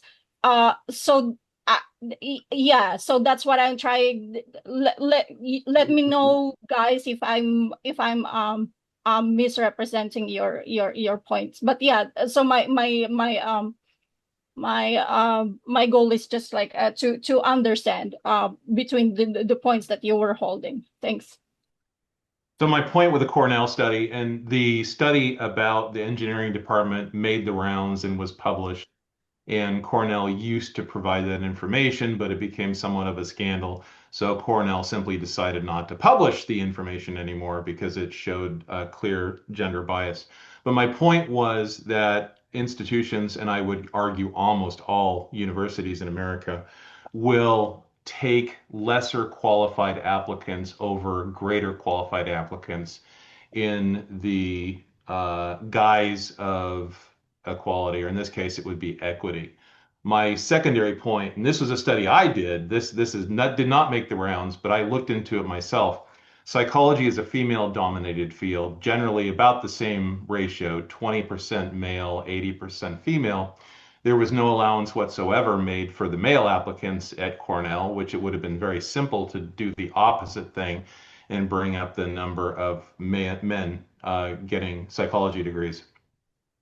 So when you do this, you necessarily have to reject better qualified candidates for whatever reason. Now, somebody argued, I think it was, I don't see him right now. Somebody argued that this was not based on grades. Well, if it wasn't based on grades, then it has to be based on something, and whatever that something was, it was weighted in favor of women to reach that outcome. That's a case of equal outcomes instead of equal opportunity. That's all. I Could I? want to, if I could just quickly, Elizabeth, I just want to give Jenna the award for listening to understand the best tonight. She's awesome. Like Jenna, like kudos to you. You're really practicing it even better than me, and I'm gonna try to learn from you. Um, so I Yeah, and I do think you understood my point about the Cornell piece. I think that the other piece was about saying that gender should not affect someone's statistical chances of getting or of opportunities, laws, et cetera. What I put in the chat, which I'll paste in again, and that's what I would challenge Paul maybe later in the online community to try to find whether or not he can poke holes in that definition of when will feminism no longer be necessary? So, and then Elizabeth, go ahead. You were wanted to say Oh, something. okay. Let's see. Let me lower my hand. Oh, Uh, sorry. This is just like a comment on what we were just talking about. If you want to introduce a new topic, wait until your hand comes up. But it sounded like oh, you wanted to reply to that. So go ahead. well, I don't know if it's new or not, but I will say that I grew up in Tennessee, rural, and we had a radio station, WJBE, which was W. James Brown Enterprises, and I grew up on that. I grew up on James Brown saying, "Say it loud, I'm black and I'm proud," and one of his main things for me was, I'm not asking nobody for nothing. Just open up the door. I'll get it myself. And that was my philosophy. You open up the door and I'll get it myself. And so I had a non-traditional job for females with an electric utility for many years, starting from 1978. I ran jackhammers. I drove dump trucks. I built manholes. And the guys used to tell me, "You work. Why do you work so hard?" They would try and get me to slow down. But the thing was, I was so grateful to have been given a chance, and I felt like I was representing other women. And I'll tell you, when I left there, the change was virtually nothing. After 35 years, the uptick in their women hires and retentions were very small. And that one of the reasons it was because I was willing to overlook a whole bunch of stuff. I overlooked a whole bunch of stuff. The first day I started, a guy came and sat down next to me and ripped the most obnoxious gas you could imagine and tried to blame it on me. And I mean, it was that constant kind of thing. But you know what? I wanted to prove myself and I needed that job and I needed that money. And I took it. I took it and I would take it today. Uh, was it fair? I don't know. But Paul, you need to understand that there are some people out there who will put up with all kinds of stuff just to get their foot in the door, just because they want the chance. And you might not necessarily get that, I don't but agree. I but get but we're out there. I've lived it and I'm not bitter about it. I'm grateful I had the opportunity. And I just wish that more people had the opportunity. That's it for me. Thank you. Thanks, Elizabeth. Thanks for sharing your story. And does sound like you had to put up with a lot of unfair behavior in order Yeah. to keep that job. And I'm sorry to hear that, but it's good that you're tough enough to have been able to do it. Neil, And but may I just be silly and just say please something to go, Jenny. Elizabeth? Go girl with a name like Elizabeth Taylor. I think it is very Yeah. Go ahead, Neil. I figure I'll start with the simple topic of abortion. Um, Within abortion, it seems to me that the female has the only choice or the only say in deciding whether to have it or not have an abortion, and the male, even though they're the father of the child, has no say in this. So that leads to two scenarios. One is the mother could choose to get an abortion when the father thinks that that's killing their child and is against it, and that would be concerning to the father, or the opposite scenario, if the mother decides to go through with having the child and the father's against it, maybe because they're in the midst of getting a divorce or something. And now the father, because they're father of a child, has to pay child support for 18 years. So, and that's going to be really tough on the father who didn't want the child and thought that the abortion should go through. So I don't know if I have a solution to this, but I'm just pointing out that within abortion, the only decision maker is the mother, and that certainly isn't. It doesn't seem like a balanced decision. But in the same sense, I understand why it is that way. I mean, I have a solution. Like if the man says that he doesn't want the woman to have a baby, then he basically shouldn't you could just create an incentive so that if he says he doesn't want the baby and the woman still wants to have it, that he is no longer responsible for child support, right? Because then it's the woman's sole decision. That would feel more fair to me. And I've seen many cases where that's the exact opposite of what happens. And the woman, even if the woman wants to raise the child on their own, not in a relationship, they still claim child support because they can and get away with it. And they're given child support because the court always favors the mother. Well, not Well, always. not I know definitely cases where that didn't happen, Neil. But I'm curious, Neil, if my solution sounds like it might be a fair solution from your perspective. If that could be done, it makes sense logically what you're saying. I just have seen too many cases where the court decides the father should pay, even though he was against having the child in the first place, and it just doesn't seem fair to the father. But I agree with what you're saying. If that would work, it's possible. but Could I it, just I could I I know just in say Virginia.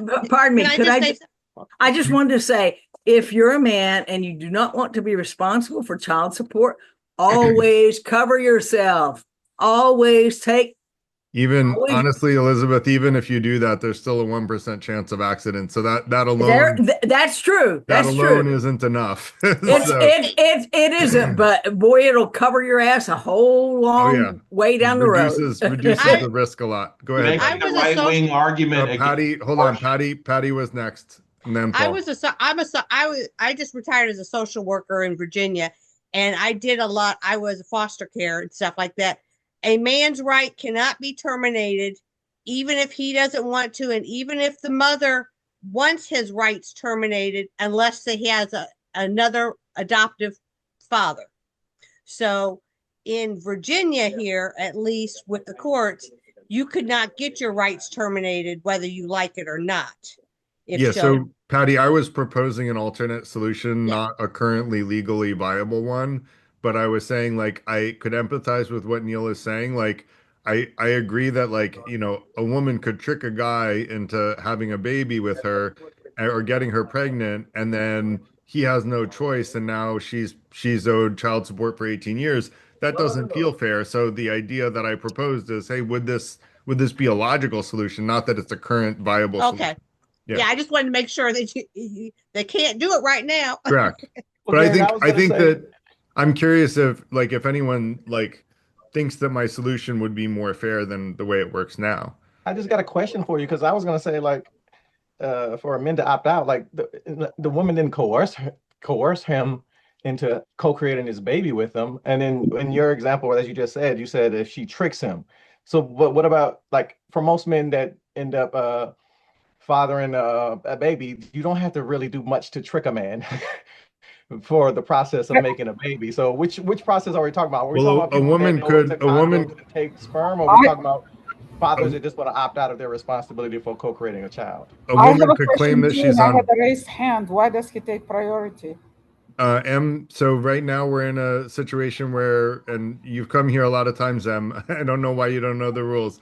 When each hand raise is to introduce a new topic. Responding to what someone just said on the same topic is less than 20 I seconds, had and you can just speak up. Yes, But I was so I had a responding, green one before I he was spoke. responding to Derek M. So just hang on 1 second. Okay. And shoot, now I've forgotten what I was going to respond to Derek. So, I was saying a woman could say that they're on the pill or on birth control or that they have an IUD, but they actually don't. So they could completely lie about that and then get pregnant and then tell the guy, guess what? You're giving me 18 years of birth control. I'm breaking of parental, whatever it's called, Child support. child support, and that's it. I don't think that's fair. Like, So I'm. I have 20 seconds or less. I'm a male chauvinist pig, and so I generally take male side of the story. But as far as tricking a woman, you can't trick a woman if you didn't ejaculate. And you don't have to have sex with women you don't trust. So nobody's tricking you. You're tricking yourself if you have sex with a woman you don't trust. All right, can I talk? Yeah, you can. I would love to hear JK's reason for thumbs downing what I said when you're done, Paul. All right. I think absolutely men should be able to opt out of forced parenthood, and in this case, forced payment of support. It's often argued the support goes to the child, not the woman, but every single check is written to the woman. She can spend it on cigarettes if she wants. This is actually the basis of a court case, and there is no option for him to change her behavior. But I want to be clear that this country is so biased against men that it is still legal in all 50 states for a adult woman in the key case on this to rape a 13-year-old boy and then force that 13-year-old boy to pay her child support, thereby creating another victim after she's raped him, creating a victim for up to 18 years of the child's life. In some cases, he has to reach age 18 himself, but all 50 states currently abide by this federal court decision. This kind of betrays the actual intent here, which, as I say about a lot of things in feminism, is not equality, it's female. And yeah, I'll just say this: like I feel like consenting adults, men should take on. You assume a risk of child support, and women assume the risk of pregnancy. I mean, and at the end of the day, like there's bodily autonomy. The woman is the one that bears pregnancy; it's her body, and so like each party assumes risk. So we're all grown ups. You do a grown up thing, there are repercussions. You don't have to do anything with your private parts with anyone that you don't trust, or you don't have to do anything with your private parts. You can do it with yourself. So I'll just leave it at that. And I know there's lines. Thanks. No woman has to take that responsibility. That's the whole point. A woman has multiple ways of rejecting any financial responsibility or otherwise. In Yeah, all, no woman makes a baby by herself, though, in the situation that we're talking about. So I know, but my point is that while a woman can reject financial or physical or any responsibility, a number of ways, men do not have the same equal option. A tough woman, cookie. With every accountability, I know a lot of the men's rights activists talk about accountability and how women should be accountable. I still feel like men should be accountable for their actions as well. But Paul, hold on, Derek, you're not acknowledging what I said. Paul, I am, and I'm just Paul, saying hold on on, top of Paul, that, let me come in on your I'm side. saying Let me we come need in to on your side for a Will I second, allow Paul. the moderator to drive us because it's getting I'm trying to. crazy. So Paul, let me come in on your side for a second and say, Derek, if it's the case of, and my daughter's in here, so I'm going to say RAPE, then why should the male, if they were RAPED, please leave now, close the door. Then why should the male be responsible for child support if it wasn't willing? Oh, I'm talking about consensual sex. Like I didn't know we Okay. were talking about niche cases of Paul gave sexual a assault. specific example of not just a male that was raped, but an underage male. I And understand that, actually, but I fact checked that. that just got And presented. I was originally responding to the topic at okay, large and what you said, so that just got introduced. So, and okay. I'll just say that right now. We can And talk, we can what I talk would about criminal activity, like to but I know. think most of the situation we're talking about is just Just let casual, Derek finish, and everyday then you, situations Elizabeth. of pregnancy. And what I would like to see is some citations of where a 13-year-old boy I has fact checked been that. he has been required. A 13-year-old boy has been required for Yes. 18 years. Oh, Unfortunately, that's true, and that's not that's fair. that's messed up. It is messed up. I agree with you. And Paul finds these cases. I don't know what to tell you. So, but I think it's important. That's why it's important we listen to each other with an open mind because, it takes someone looking for the evidence on the other side to point these things out. And I hope that we can all agree that that's unfair. If a 13-year-old child is raped or if anyone is raped, they should not owe child support to the child. Like that makes no sense at all. And the courts have reaffirmed this right multiple times, and I'm just like, wow. So, I just want to say, in my statements, I did so I note that don't know I how said to consenting respond adults. to So that. But just I let believe that if you don't want to have sex, you won't get a hard on. If you don't get a hard on, you don't ejaculate, you don't get raped.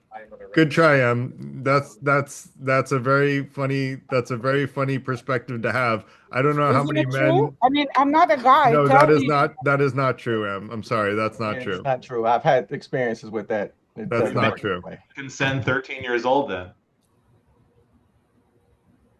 That's So, I'm sorry, Em. I didn't mean to make fun of you, but It's I okay didn't to I make couldn't. fun of me, but I don't No, understand I didn't know if you were how do joking you or you were ejaculate serious. without I getting a apologize. hard on? I And if should you have don't assumed you want were to have sex with serious. somebody, you don't have a hard on. It doesn't And if work you that don't, way, guys. You can't control it. So like this I'm not be able to control yourself from the guys.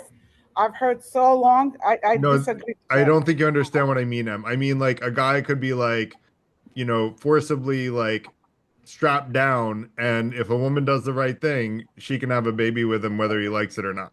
Like you cannot just say I'm not in the mood as a guy and you're suddenly not in the mood. Well, Okay, can I that's where step we in have to for go here back. for a second because it's my first time here. I'm Sure. actually quite offended by some of these comments. It's a consensual decision. Statistically, men will trick women more often than the otherwise. Absolutely true, JK. And so, in terms of the discussion about having sex with someone or tricking them into having a baby or whatever, men are much more guilty than women are at least on that thing. And a lot, as I said before, a lot of the discussion here is very male focused, and why we are disadvantaged by it. I had hoped that this conversation would be a lot more about how we promote feminism, because I And I do think Can think I get an we made opinion of more than progress. one male? just let If me somebody if respond. somebody straps you down against your will, and Hang on. We'll can I come just back to ask a that. question? I know you want to speak, but I want to respond No, to I just want to JK. ask a question. Let's Okay, so JK, like, basically, we are here to share diverse opinions. We're here to understand different perspectives, usually ones that we often have never been introduced to before. I certainly have never heard, this idea that a 13-year-old boy could be raped and then owe child support to the woman who raped him.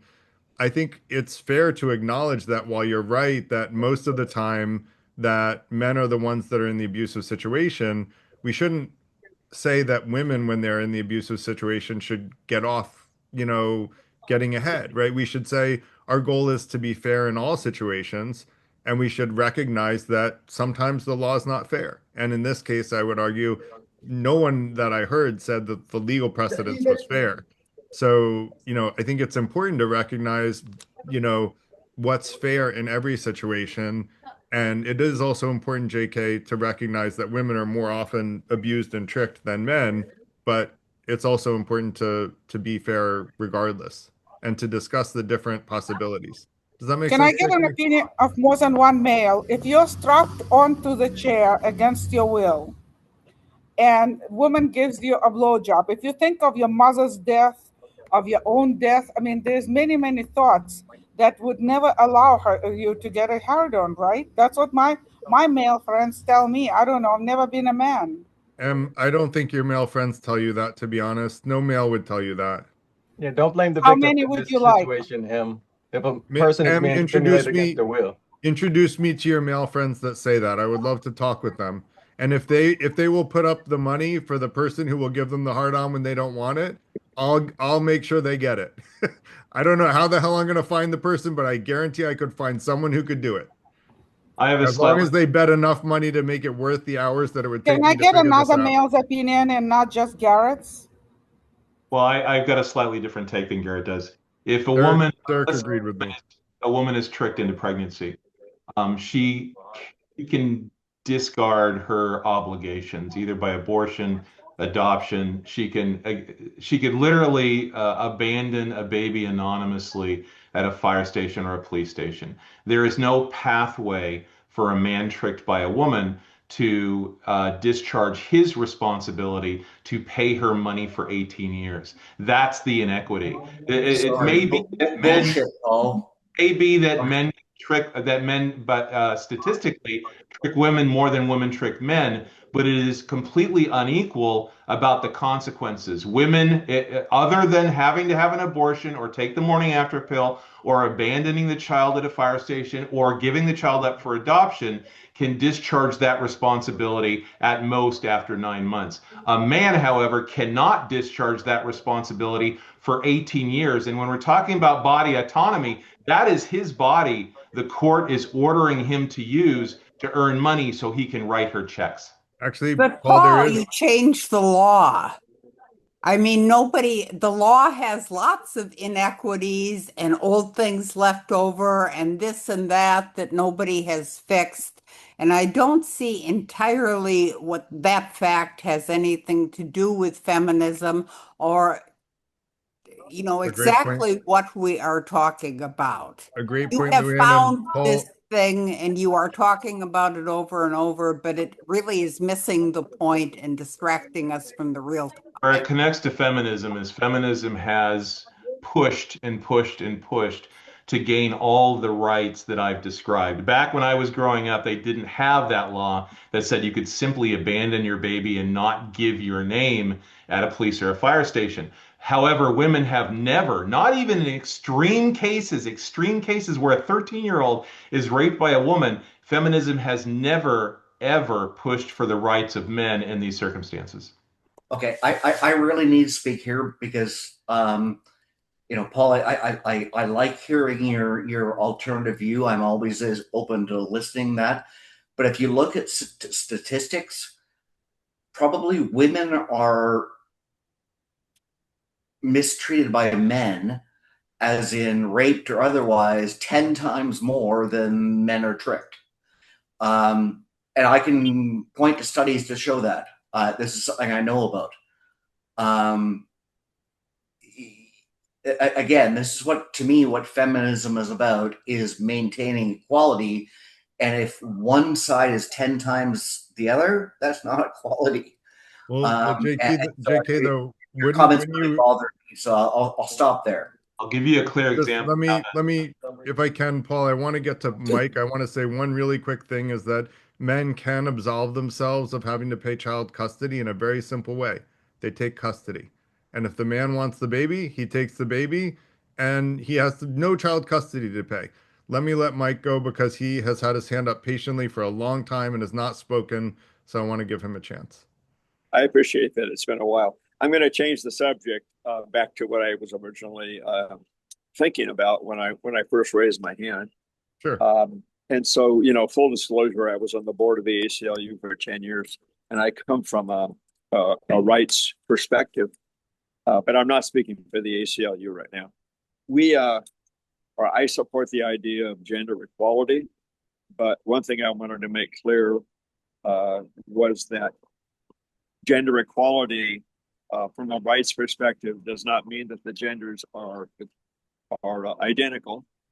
It means they are equal in rights, and in particular, in terms of constitutional rights.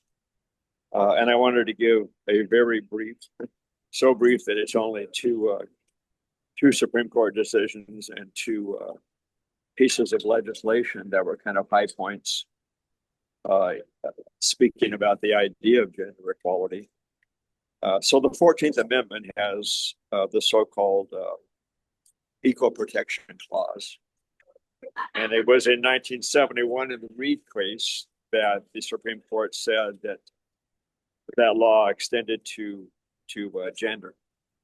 So that was a big milestone. That was in 71 in Reed. And then 5 years later in the Craig case, intermediate scrutiny was established as the legal standard for evaluating unconstitutionality in a law. So I'll explain for a moment what intermediate scrutiny is. The key thing to understand is that different legal standards, strict scrutiny, intermediate scrutiny, rational basis, are a big deal in terms of what needs to be proven. For intermediate scrutiny, there must be what's called an important government objective. That is, if the law discriminated against one gender, the government must have an important objective met by the law, and it must be substantially related, that's the language, to achieving that goal. Running short on time, but the two key laws are the Title VII, which is part of the Civil Rights Act of 1964, which has been gutted in terms of racial protections. But with regard to this, it became illegal for private employers to discriminate because of gender.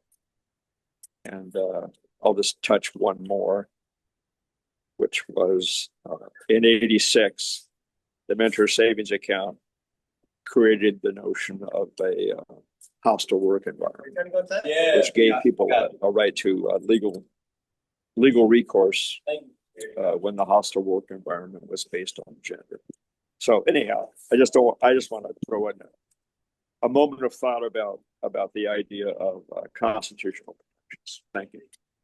Thanks, Mike. Appreciate that education in both the law and well, the education and the law.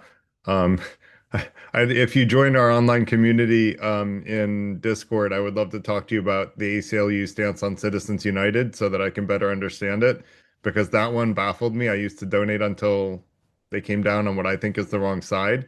I opposed it. Okay, I opposed the ACLU position, but yeah, so I'm not really the best person to try to defend it. Well, I'm glad to hear you were on the right side of history, but sorry to hear that they fell on the wrong side. I wish calmer heads had prevailed. I think disguising, giving bribery as free speech was a very clever Trojan horse by the Republicans, but that's another story. Money is not speech, but that is indeed another meeting. Exactly. If money was speech, clearly free speech isn't taxable. And so if giving money is free speech and free speech isn't taxable, then anyone's employer's wages clearly isn't taxable because it's just free speech that the employer is giving to their employees. So by the very argument they use, I can defund the entire US government across all types of tax. So there you have it. So give them that argument and see if it helps. So Luann, I'm going to let you go last. It's after 9 o'clock. I actually might give Paul a chance. It depends on how long we go. But Luann, if you could try to keep it to less than 1 minute if possible. I got to get my kids to bed. Well, I wanted to say a couple of things. For one thing, there is actual physical evidence that women are probably better choices to be surgeons than men. There is obvious physical evidence, that women would be better astronauts than men. Clearly, men and women are not the same, and the actual benefit does not always fall on the side of the men.